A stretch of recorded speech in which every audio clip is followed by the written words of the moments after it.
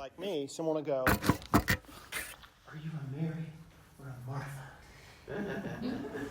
Let's do a quick poll. Mary's or Martha's doing the work. Make her help me, Jesus. What are you doing sitting there? Mary's hanging out with Jesus. Raise your hand. No one wants to. Okay. And you know, the truth is, we're all both, aren't we? We get into certain environments and certain situations and we feel stressed. We feel like there's stuff that's got to get done. Why aren't all these people helping me? You know, we're all sometimes Marys where we're able to go, you know, say things like my mom used to say. I wrote this week, but my mom had this mountain of poems, little poems and cliches and adages she had memorized over her lifetime. And one of them was, cleaning and washing will wait till tomorrow, but children grow old as I've learned to my sorrow. So quiet down cobwebs, dust go to sleep. I'm rocking my baby and babies don't keep. It's on her gravestone, as a matter of fact. What? It's kind of how, yeah, I know. It's kind of how she lived her life. Yeah, nice. She would stop everything to just be with people. And we all know people who are really good at that kind of connection, who can just stop what they're doing and we really feel connected with them. People who we know are very busy and who will sit with you. It's something that we all have to work really hard on because we all have busy minds and busy lives. And you know, we think that we live in this time in which we're very connected because like y'all, you know, I have children that live, a couple hours from me. I have friends that live across the country, and at any time I can see them on my phone and talk to them and see their faces, which is wonderful. I remember when instant messaging and email came out, you know, we used to say, oh, we're just all going to be connected with everyone around the world. And who would have thought that following the invention and the use and the widespread use of this technology, like cell phones that don't charge long distance anymore and other things, that we would be as lonely and depressed and anxious as we have ever been as human beings. It's true. Human beings are more lonely, more depressed, and more polarized than we have ever been before. And you know, this is another sermon, but radical individualism really has become the state religion.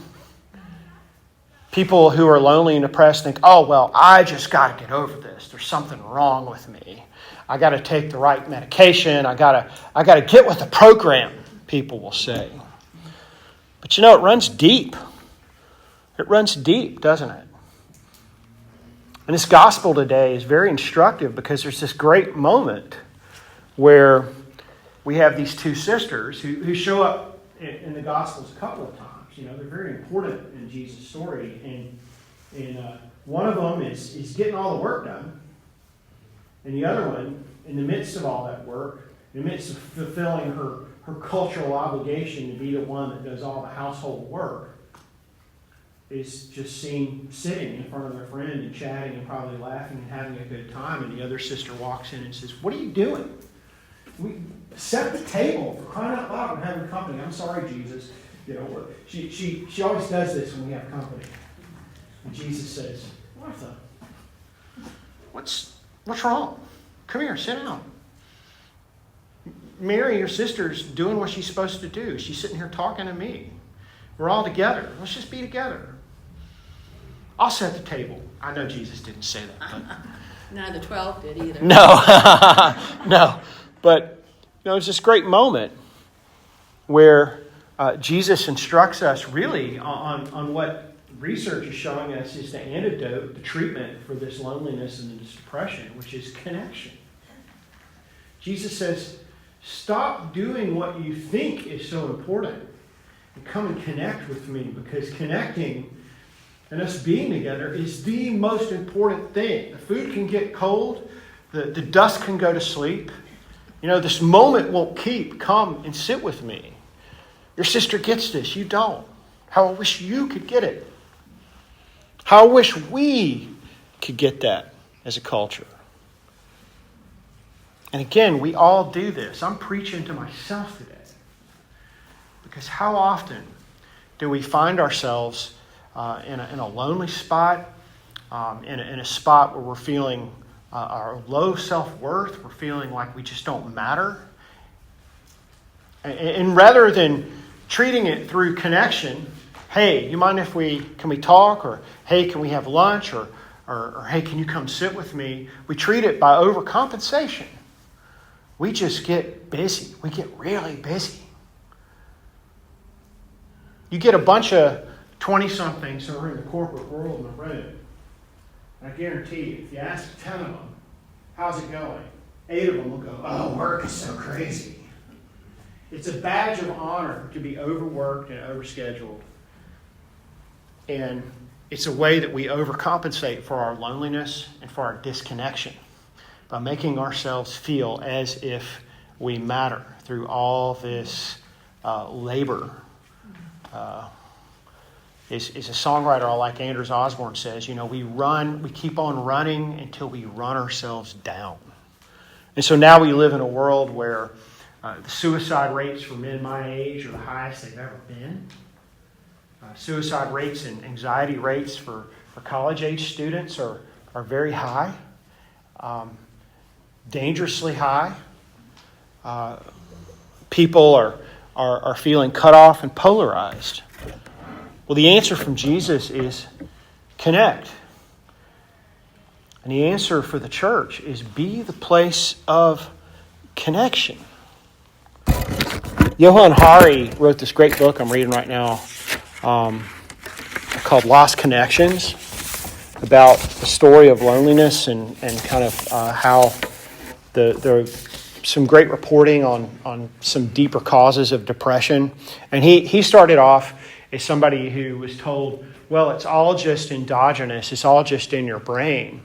And as he dug deeper, he discovered that it since they really started talking about depression openly, they've always said it's not just about that. It's about disconnection and isolation. And he isolates some causes for disconnection and 9 causes of depression. And one of them is disconnection from meaningful work, and another one's disconnection from other people, and disconnection from meaningful values, from childhood trauma, from status and respect, from the natural world. We live as a chronically disconnected people. But see, there's very good news, as there always is. See, Jesus says to Martha, rather than just saying, you're disconnected, go. He says, no, come and sit. We follow a Jesus who we believe is resurrected, is still alive. And that we follow a Jesus who is this resurrected Jesus means that he wants to be a spiritual force in our lives that we are meant to connect to. Hence, coming to church, praying.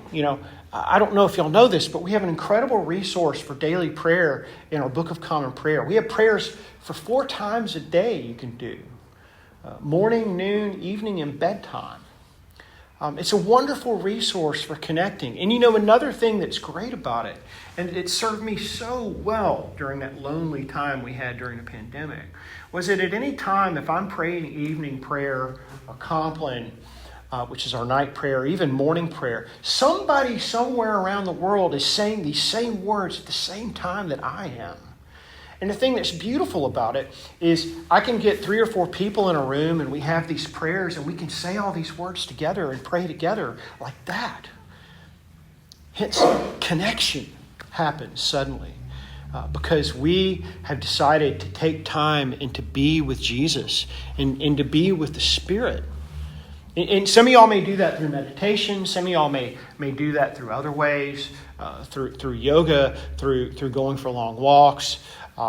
There's all kinds of ways, but we are meant on a regular basis, not just daily, but many times a day, to connect with Spirit, to connect with God, and to connect with Jesus.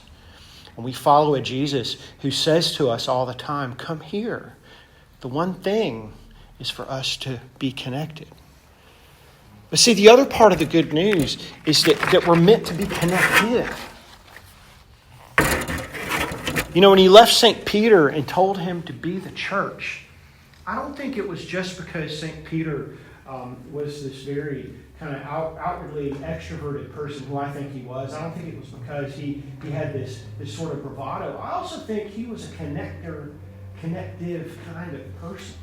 Jesus saw that in St. Peter. And, you know, say what you will about the church. You know, we've got a flawed and tortured history sometimes. But all throughout history, we've seen groups of people as the church who have done amazing things together, haven't we?